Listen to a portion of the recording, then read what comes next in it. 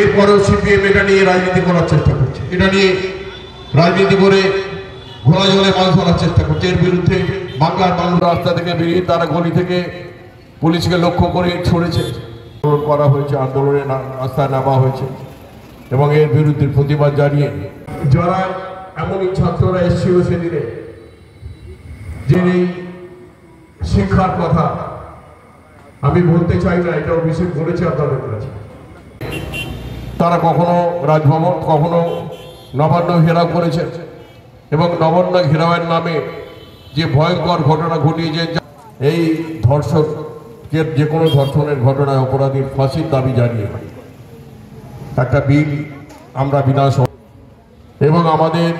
সেই সঙ্গে রাস্তায় নেমে আন্দোলন চলছে। আমাদের বিভিন্ন শাখার ছাত্ররা আন্দোলন করছে কলেজ গেটে গেটে,